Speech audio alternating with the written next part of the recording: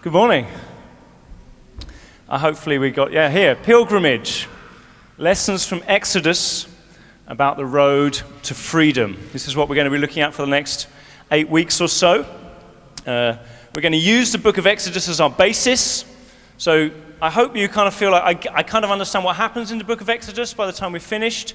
But we're not going to, I find it too hard to do passage by passage. So we're going to try and cover chapters 1 to 4 today and kind of pull some of the essence of that out. If that's acceptable to you, I hope it will be. And I want to talk to you that pilgrimage, I want to define that right up front because it might be something that's a new concept or a concept that's slightly vague or blurry to you. And I want to say that for the purpose of this series, pilgrimage is this. It's God's invitation to you to let Him lead you from guilt, sin, and shame to a life defined by His presence, His goodness, and His blessing. God's invitation to you to let Him lead you from guilt, sin, and shame to a life defined by His presence, His goodness, and His blessing. I want to say up front that if you were ever to go on a pilgrimage, I don't know if anybody ever been on a pilgrimage. Anybody ever been on one? I've never been on one. Sometimes it's more of a Catholic tradition. But if you're going to go on a pilgrimage, then the really kind of clear thing you need to know is where are you going to go to? Where are you headed towards? If you don't know where you're going, you don't know where you're headed, it's just a wandering around. And the second thing is, the key thing that we're going to pull out in this series is a pilgrimage, you need to be ready for the challenge of getting there. If I was to say to you, I want to go and visit my brother who lives in Scotland, the natural instinct would be, well, what's the simplest and easiest way to get to Scotland? If you're just trying to get somewhere, you try and find the simplest and easiest way. You have all kinds of tools now, don't we? Whereas a pilgrimage deliberately doesn't find the simplest and easiest method to get to the place, but actually sees the journey itself as a formative act. So shall we look at Moses, and I hope this is all going to start to feel life-giving and exciting and good to you. Moses himself grows up in a Hebrew family living in Egypt. So he's in a standard Hebrew family, and he's born into that family. And at the time that he's born, there's a law in the land that you may well remember, you may well know extremely well, which is that Pharaoh, the king of the land, has said that all the Hebrews need to be basically reduced in number. And so any boy born into a Hebrew family needs to be killed, needs to be thrown into the Nile. And so Moses grows up for the first 3 months of his life in a Hebrew house in secret. He's not allowed to be visible or known to the people in the area. And it says in Exodus that once his parents realize, actually, we're not going to be able to do this anymore. He's too big, he's too noisy. Anybody got a 3-month-old? Anybody got a 3-month-old? Yeah, they get quite big and quite noisy by the time they're 3 months old. You're like, this isn't going to work anymore. And so actually what his parents do, I think, if you kind of look at the way the narrative is written, is they actually say, okay, we're going to have to give him up to death. They throw him into the Nile. But they can't quite bring themselves to throw him into the Nile in such a way that he would die instantly. They want to give some chance for God to maybe do something. So they put him in a little kind of basket and place him on the Nile. They're obeying the letter of the law given by the leader of the land, and yet they're trying to do it in such a way that gives space for God's redemptive plan to be worked out. And sure enough, God, who loves to work out his redemptive plan, makes it so that Moses is discovered by the daughter of Pharaoh. And actually he's then sent back into his own home to be raised by his mother until a certain period of time where he's then transported across into Pharaoh's household. He grows up as a Hebrew, but kind of raised by Egyptians. So he's in a land where there's confusion and a mixed kind of understanding of who am I? Who are my parents? What's my heritage? And this confusion and this challenge that's inside of him eventually spills out one day when he sees one of his Egyptian friends, or one of his Egyptian kind of colleagues, as it were, mistreating a Hebrew. And so he steps in and actually kills the Egyptian and buries his body in the sand. And this obviously sort of does something in him, because then everywhere he goes, he seems to want to get involved and be like, come on, let's sort this out. This isn't right. And two Hebrews are arguing with one another. And Moses steps in and says, come on, like, isn't it bad enough that the Egyptians are mistreating you, that you start mistreating one another as well? And the guys turn around and say, well, are you going to kill me like you killed that Egyptian? And Moses is like, oh my goodness. If Pharaoh finds out that I've killed an Egyptian, he's going to try and kill me. So he flees, and sure enough, Pharaoh does find out and does want to kill him. So Moses flees to the desert, to the wilderness, to a place called Midian. And there he stumbles across a lovely-looking lady, Zipporah, who he marries, and he has 2 children. And he's in the wilderness. And I spoke about this a few weeks ago, where it's obvious that in the wilderness, even though he's fled from his problems, he's fled away from the shame and the guilt and the sin that he knows, there's kind of confusion there. He's fled away from it, but it's still so present in his heart and in his mind, because he calls his 2 kids like refugee, like sojourner, like I'm running away, and pain. Imagine that. Oh, what should we call our child? Where's Sherelle? Going over baby names. Oh, should we call it Pain? You've got to be in quite an unusual place for this to be the name of your child. But then Moses, carrying all this stuff with him, one day with the goats out in the wilderness, he sees a bush on fire but not burning up. And he approaches the bush. And I want to say to you right up front that I know in Croydon there's many of us, and we have confusion over who we really are. Maybe you weren't born in this land. Maybe you were born in another land, and you've come here, and you kind of have this sensation that, do I really fit in here? Because I'm not really British, but I'm no longer really this nationality that I was where I was born. And others of you, you've tried to step in to do something good. And in that stepping in to do something good, you've actually seen that people have started to have a go at you. And you've begun to think, well, maybe I just can't do this. And others of you have just been involved with conflict. So much conflict. And so the sensation of being Moses in a wilderness with a sense of guilt and a sense of shame and a conviction of, the sin that I just don't know what to do with, that sensation probably isn't alien to most of us here. It's probably something that we're aware of, this feeling. And God, in his greatness and his kindness, places a burning bush in Moses' path. And if we click on, we see the amazing thing that God begins to do through the bush. He begins to do something incredible for Moses. Because first of all, he says to Moses, take off your sandals, this is holy ground. He addresses Moses' sin. He's like, you're not a man who's holy. You're not a man who's holy. I see that, but if you take off your shoes, you can dwell here with me. He begins to address that Moses has sin in his life. And then Moses also hears God say to him, I'm the God of your father. Now, I think it's really interesting when God says initially to Moses, I'm the God of your father, which father does Moses think of? Does he think of Pharaoh, who essentially was his father? Or does he think of his Hebrew father, who raised him? And actually what God does in this statement is he goes straight into the source of so much of the inner turmoil and shame. God deliberately calls it out. Let's deal with this.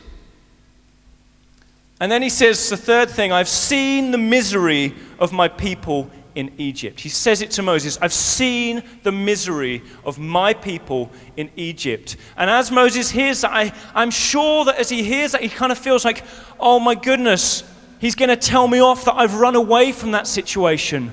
God is here to rebuke me and say, I've sinned, my guilt, there's a guilt feeling. As he's like, I've walked away from that. I've given up on my people. I've left them. And a guilt of like, actually, I saw that and I did something that just made it worse. And so God deliberately calls out the shame that's in Moses and the guilt that's in Moses. and ultimately exposes the sin of Moses. And you know what? As you look at this bush, you see there's the ground below it, and it's almost like this bush, this ground here, begins to kind of invite you to lay out before it the guilt, the shame, the sin. And it's not a total exact jump, but it's so similar. I just want to bring in the kind of what Jesus does with this, because effectively the cross of Jesus becomes the burning bush for us in our life. And it's like Jesus' cross is that bush, and he invites you, would you lay before him the shame that you feel? Would you lay that before the cross? Would you lay before the cross the guilt? I said this, I did that, I made this worse, I've run away from this, I've neglected that. Would you lay it before the cross? And your sin, ultimately, that you don't know how to get things done right, that you've walked away from God, that you've done all kinds of things that you're like, oh my goodness, would you lay them before the cross? Would you lay them before the cross? The standard preaching of the cross is the absolute fundamental beginning point of the cross, which is at this cross, at the burning bush, God comes to show us our shame and our guilt and our sin, and to invite us to place them before him. Romans 3, a famous verse, there is no difference, all have sinned and fallen short of the glory of God, and are justified freely by his grace through the redemption that came by Jesus Christ. I just want you to think of the worst thing that you've ever done in your life, the biggest source of shame in your life, and imagine that you're throwing it now into that bush and it just kind of burns up in the flames, because that's the message of the cross. For you, the biggest sin, the biggest shame, if you choose to throw it onto the burning bush, onto the cross of Christ, it will remain there and be destroyed there.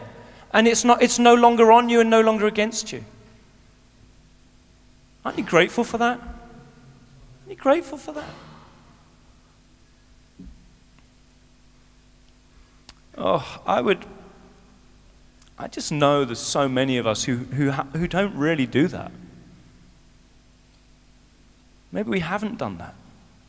And you know, the greatest freedom, the greatest joy is when this burden that you've carried, this thing that's almost caused the way you've treated your children because of this shame and this guilt.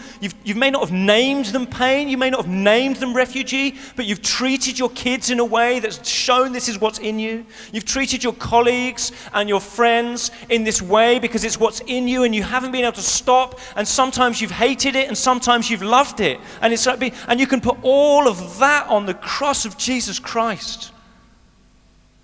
Freely. It's if you've not done that, if you've never heard that, it's the most beautiful thing.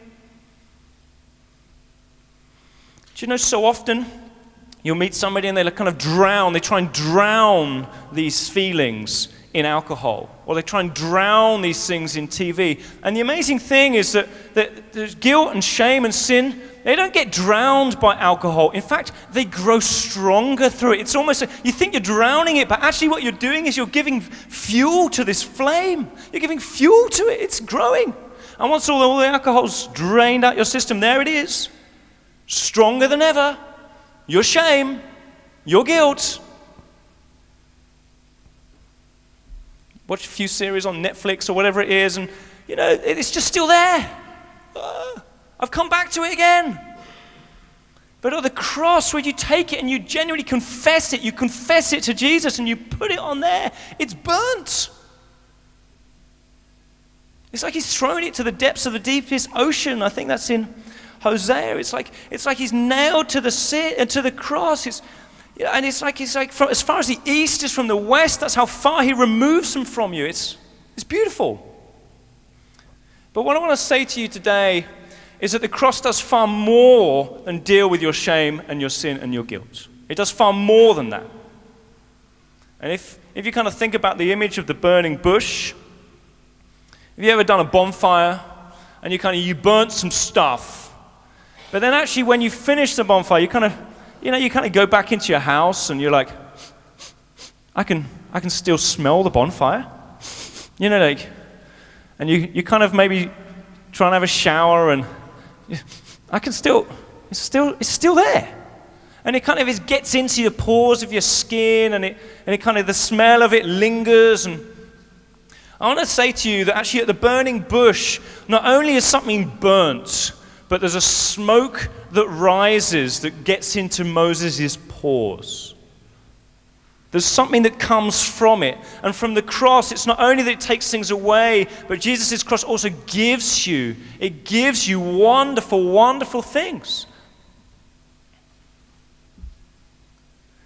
He says this, God says this to Moses at the burning bush: I have come down. I am who I am. And I've sent you, Moses. And I'm going to teach you what to say. If we just click on. There's a sense of presence. The presence of God is like a smoke that flows out of the bush. The presence. There's a sense of the goodness of God. He says, I'm going to bring you to a good and spacious land, a land flowing with milk and honey. And he says, the memories of the things I've said to your forefathers, to your ancestors, to Abraham, to Isaac and Jacob, I'm bringing to you. And I'm going to make you into a great nation, that through you all the nations of the world will be blessed. And so the smoke that rises from this burning bush is a smoke of the presence of God wanting to make manifest his goodness in his community, and through his community to bring a blessing. And I want to say to you, my ambition, my hope for this series is that these three things begin to be bigger in our minds. This is what we set our pilgrimage towards. This is what we understand we're walking towards. The presence of God. The goodness of God actually played out in our lives. What does it look like to have that happen? What does it look like that God would cause us to be a blessing to the whole world? I wonder how long you think Moses spent at the burning bush. How long was he there? Most of us know the story. And in my mind, I'd never really thought about that question before. How long was he there? And I think if you kind of read the text and you see the length of the interaction between Moses and God, and it's an extended dialogue. And Moses is there literally long enough just to realize it's not burning up. The bush isn't burning up. You've got to be there for quite a long time to begin to see that. And when Moses goes back to probably the same mountain with God later, it's 40 days and 40 nights he's there. I just want to flag up to you that actually to begin to have this smoke of the vision of God, the calling of God come into your pores, it takes time. It takes time with the Lord. It takes time interacting with him. I think Moses spent time there. I wonder where we're at. I wonder where you are at in terms of your vision of what God wants to do in these things. So, presence. What would your vision be, perhaps? Of what would it look like for you to have the fullness of the presence of God known in your life? I mean, that's what Paul prays. Isn't that what Paul prays over and over again? He's like, I pray that the whole measure of the fullness of God would be present in the church and in your lives. I wonder can you imagine yourself? Just imagine yourself where the fullness of the presence of God has gripped you so much and you're interacting with him to such an extent that actually that defines who you are. Do you have a vision of what that you would look like? Have you spent time with the Lord where the smoke of that invitation from him has become so fixed in your mind that it helps you? Every time you're reading the Bible, you're like, well, this is bringing more of the fullness of God. I'm getting closer to where he wants me to be. Every time you're praying, it's like, I can see where his vision for my life is being fulfilled. What is your vision? Have you got a vision of what it would be like if God's presence was fully known to you? If everything about his character and his being, if his glory was revealed to you, have you got a vision of what that version of you would be like? Get it. Get that vision. Get that vision. There's a story, of John Wimber, who begun the Vineyard movement. He was teaching at a Baptist church, Southern Baptist Church Leaders Convention in the south of America. And there was one of the guys was kind of putting his hand up all the time in the middle of the talk, and eventually John Wimber was like, okay, what is it?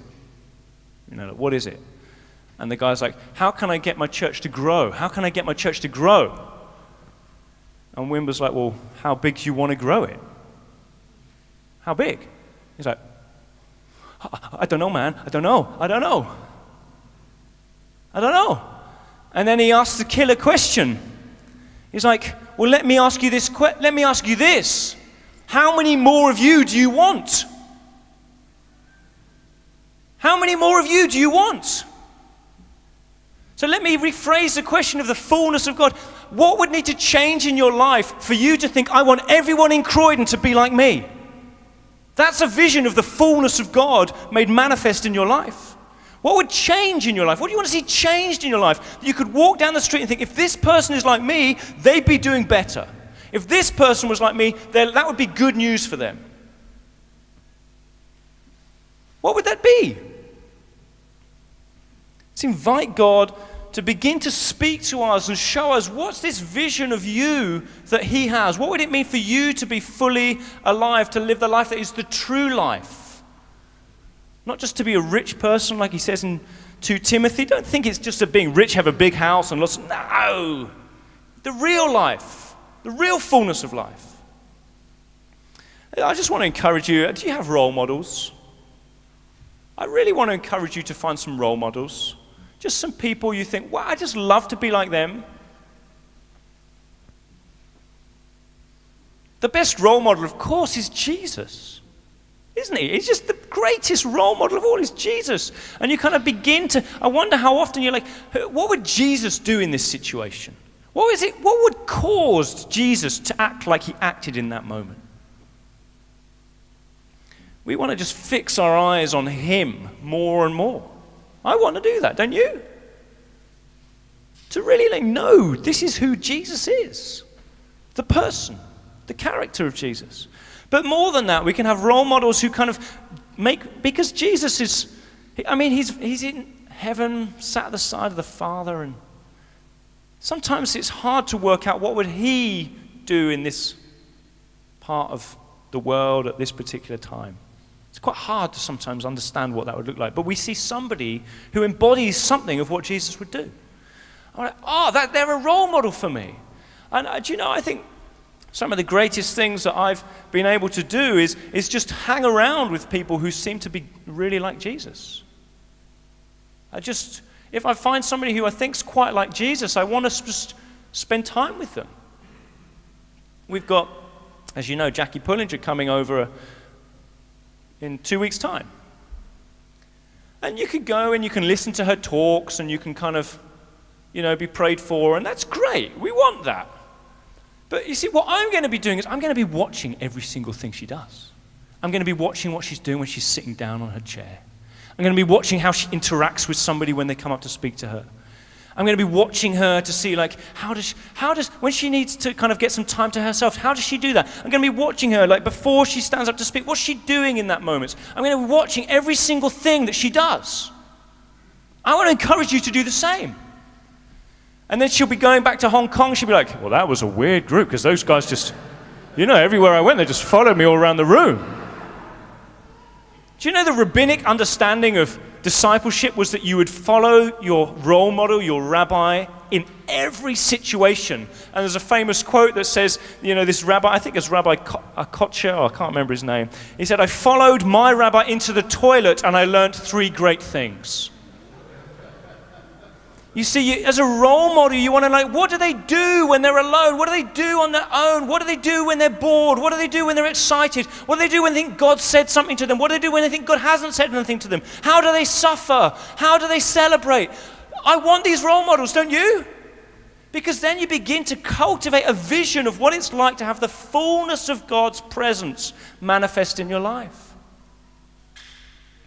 So I just routinely try and invite myself for food or for coffee or with people. I think they're just great people.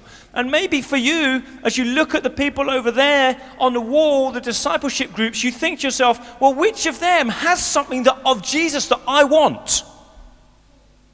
Which of them has something of Jesus that I want? Because you can just go and see them and watch them and be with them and learn from them.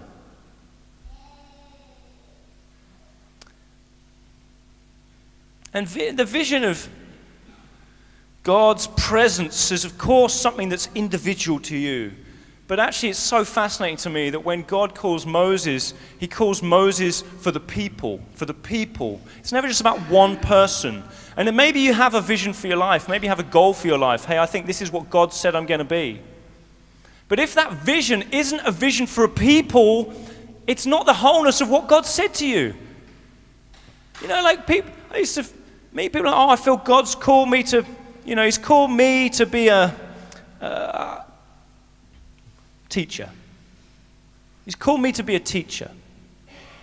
Okay, well then go further with that sense of calling to be a teacher. What does it mean? What does it mean? He's calling you to be a teacher so that what? For whom? What happens to the people you're teaching? What does that look like? If God really wants to call you to be a teacher, he's not just calling you so you get awards as a great teacher and you have a nice time living as a teacher. He's calling you to be a teacher so that you can present the blessing of God to the people you're teaching. What does that look like? Get a vision for that.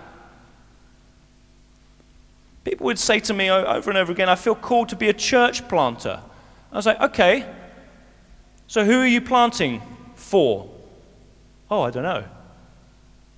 So what? You just have a vision of yourself with a microphone stood on the stage? I mean, come on. Like, the vision is the vision for the people. It's for the people. Do you have a vision of what it looks like to be a great parent? What would it look like to be a parent who manifests the whole fullness of the presence of God to your children? What would they look like if you did that? That's a vision. God's call is always for the growth of his community, his people. And in the Old Testament, that was Israel. And now we see them walking through. They failed so often. They failed so often because the vision of what it would look like to be the people of God just kept on slipping through their fingers. They kept on losing it. And sometimes they deliberately just rejected it. And Jesus comes and he says, build the church. He wants to grow the church. He wants to grow the church. Do you have a vision for what this church, which the Lord's called you to? What does it look like for the fullness of the presence of God to be made manifest? What does it look like for the goodness of God to be so present in this discipleship group you're part of, in this church you're part of? What would it look like? Get a vision for that. That's not my job. Do you know that? As a senior pastor, it's not my job to say this is the vision for the church. Because Jesus has a vision for his church, and he puts it in every single person in his church, says this is the goodness of me made manifest in this community. There's perfect holiness, there's perfect relationship, there's greatness all among all of us, so go for it.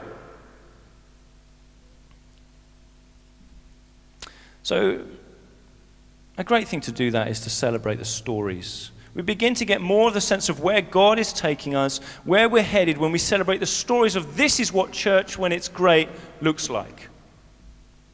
I want to encourage you. Many of you have got great testimonies of things God's done in your life. You can think, God did this thing. And then often, we don't talk about it because we don't really want to brag. We don't want to make it look like, I'm the center of attention.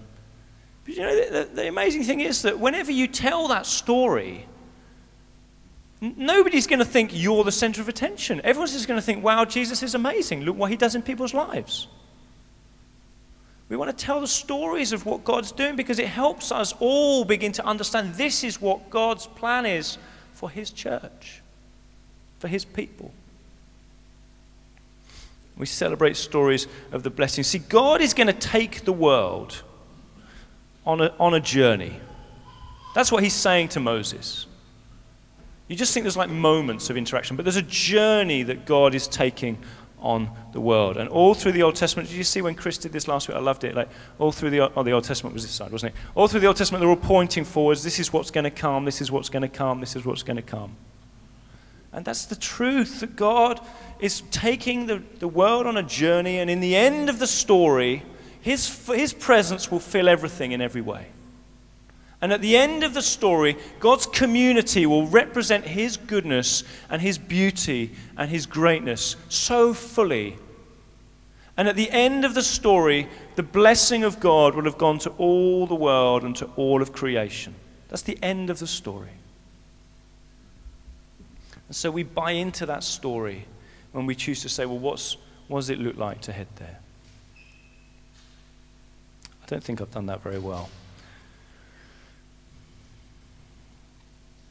When we begin to see that this is where God is taking the world, this is where God is taking the world, it brings out in Moses. What does Moses do when he leaves the burning bush? It says Moses begins to just do what he sees God doing. He tells Aaron everything the Lord sent him to say. Aaron tells the elders everything the Lord has said to Moses. Moses did just as the Lord commanded. In chapter 7, verse 6, Moses did just as the Lord commanded. Moses did just as the Lord commanded. That phrase is repeated over and over again. The Lord says it and Moses does it. The consecration of the firstborn, the crossing of the sea, the manna and the quail, the water from the rock, the climbing the mountain, the giving of the 10 commandments, the setting up of the tabernacle. Moses, the servant of God. Moses does what God says because he sees this is where God's taking the world. So I want to encourage you to get a vision of where God's taking the world and what that would mean for you. But I just want to flag up that Moses gets the smoke from the bush. He can lay his stuff at the bush. But there's one more thing, which is why pilgrimage is so important.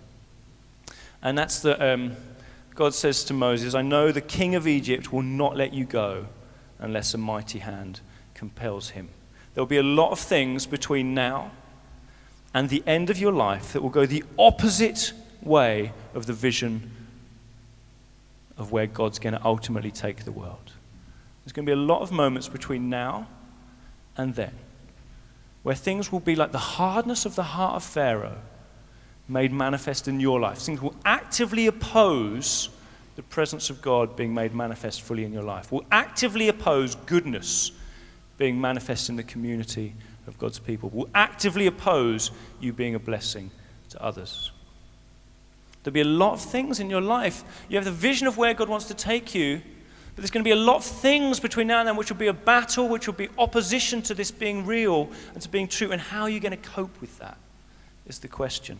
Dr. Henry Cloud, who's an American psychologist and counselor, he spent 20 years counseling a lot of churches, a lot of church leaders, and he said he's got to the state where he was so depressed because he basically saw such little life transformation in churches.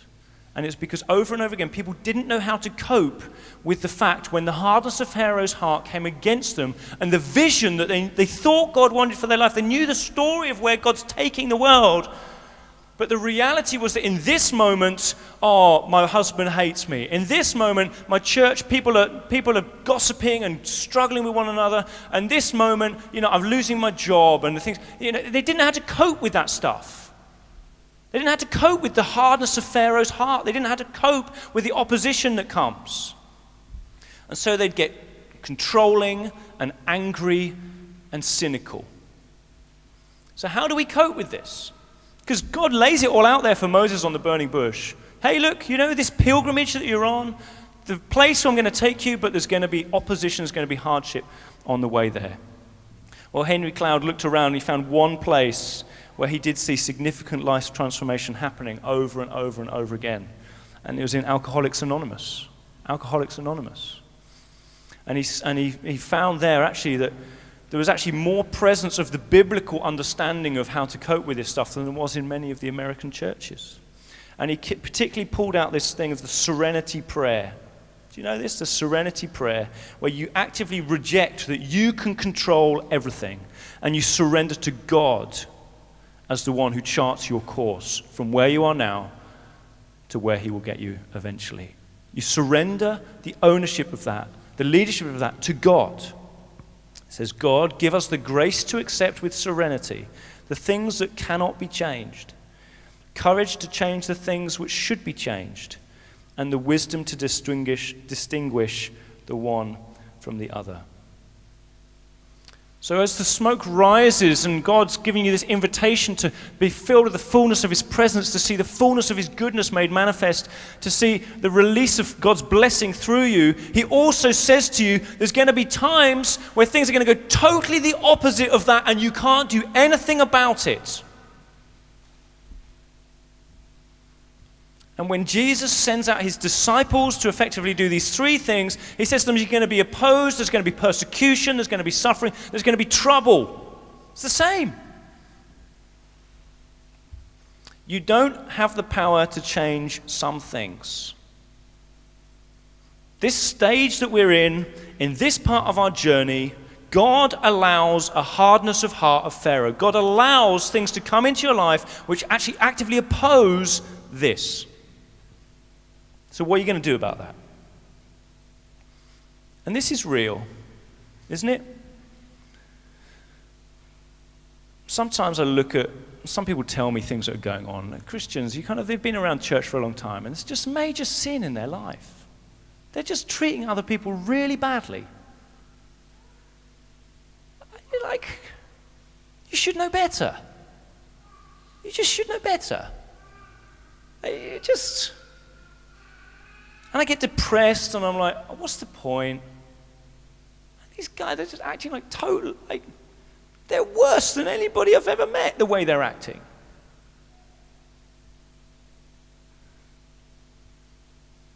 The hardness of heart of Pharaoh, the opposition, it's still present. This is a step away from the goodness of God being manifest in the church. This is a step away from that. What are we going to do with that? Do we give up? Get cynical? I've been there. You meet other people and you can see what the issue is in their life. You can see the issue in your life. You're like, just bring that to Jesus. Just come on, take your shame to Jesus. Put it on the cross. Throw it on the burning bush. Throw it on the burning bush. And they're like, I don't really want to. I don't really want to. And you're like, what are you doing? Come on, like, what's your problem? We know where the problem is. It's the hardness of heart of Pharaoh. But what do we do with that? You know, you're trying everything you can to be a blessing to another Christian. And all they give you back is just, jip and pain. And you're like, what do we do with that? And there's some of us sometimes, if I'm honest, do you know what? We've just had a few days off just before Easter. Every single holiday I have the same dream. Every single holiday I have the same dream. And in this dream, I'm telling you the real, honest truth about me now. In this same dream, I dream that I'm working back at my old job before I started doing pastoring. And I wake up with a sense of deep joy in my heart. You think it's funny? It's not funny.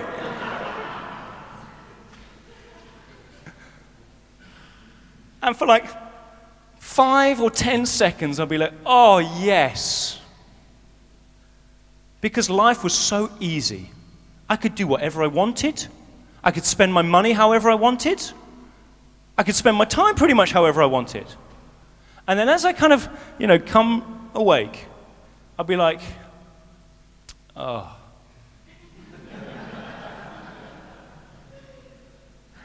And then I think to myself, but that's not true. Because whatever job I would do, Jesus would still require me to spend my money however he wanted me to spend it.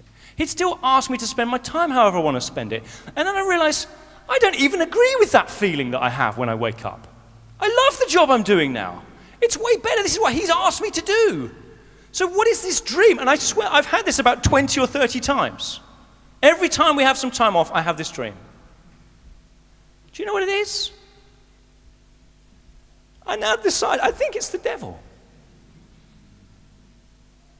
And he's trying to pull me back into Egypt, pull me back into a life where I just do whatever I want, where my life revolves around me, where I don't listen to the words of the Lord. I just do he tries to pull me back. So what do we do when these things happen, when the hardness of heart of Pharaoh comes against us, you must always process these things with the Lord. You know what Moses does? He's like, well, I can't do that, God, because I can't speak very well. I can't do that, God, because, the people won't listen to me. What's he actually doing? He's doing a good thing. He's telling God, he's processing where he's at in the journey with God. Never pretend to God or close down that conversation with God. Tell him where you're at with it. You must do that. You must do that. Some things you need to repent of. And then finally, you've got to see it all as part of the journey. It's part of the journey. We're in the now and the not yet of the kingdom. The kingdom will come fully. It will come fully, but at the moment, it's not fully here. And there's an opposition. There's a thing that's going on, a hardness of heart. There's a work that's against. I watched a movie the other day called We Are Marshall. Anyone seen that? It's on Netflix. Don't watch it with your kids. It's a bit sad. Didn't realize that. They're all crying. Leslie was like, did you check this film before you said we're going to watch it? Oh, I thought it was just about American football. I didn't realize it was a plane crash where 75 people die and burn to death on the screen. So anyway, in the movie, 1970, I'm going to try and redeem it now. 1970, Marshall University in West Virginia, 75 players, coaches, and fans, they die in a plane crash on the way back from a game. And a new coach is appointed to try and keep the football program alive. And there's a huge amount of debate, and if you understand smaller towns, America, sport is everything, football team is everything. And many in the town think we should not do this. We should just not play anymore. Look at this massive loss we've taken. Just out of respect for those players, we should stop. But there's a few who say, no, out of respect for them, we should carry on. We should carry on. A new coach is appointed to try and keep the football program alive. He's called Jack Lengyel. He's played by Matthew McConaughey. And in it, he says he gets all these players like, come on, let's do this. And he has to grab in guys who've never really played football before and kind of, it's a mishmash of a team. And they play their first game and everyone's pumped up about it. And they lose their first game 29-6 to Morehead State Eagles. And they play really badly. And so the new coach has been like, we're doing this to keep the football program alive. Come on, we're going to do this. We're going to play and woohoo. And then they go out and they get thrashed. And there's this moment where the assistant coach, William Red Dawson, who's played by Matthew Fox, who I think was in Lost, and he was meant to have been on the plane with the 75 players, but at the last minute he changed his mind and drove home instead of flying home. So he's got all this kind of stuff going on in his life, and he didn't want to be involved with the football program anymore, and he decides he will be. And after the game, he storms off, and he looks at the new coach in the face, and he says, you say we're doing this to honor the players who've died. We're not honoring them, we're dishonoring them. All they cared about was winning and playing good football, and we're playing terrible football and we're getting thrashed. This is dishonoring to those players. And sometimes in your heart, something in you will say, you've failed. You're not living for the Lord. You're not seeing the fullness of Him. You're not seeing the goodness of Him. You're not seeing the blessing of Him. You've failed. You're not respecting Jesus with what you're doing. And the head coach says this, one day, not today, not tomorrow, not this season, probably not next season either, but one day you and I are going to wake up and suddenly we're going to be like every other team in every other sport where winning is everything and nothing else matters. And when that day comes, well, that is when we will honor them.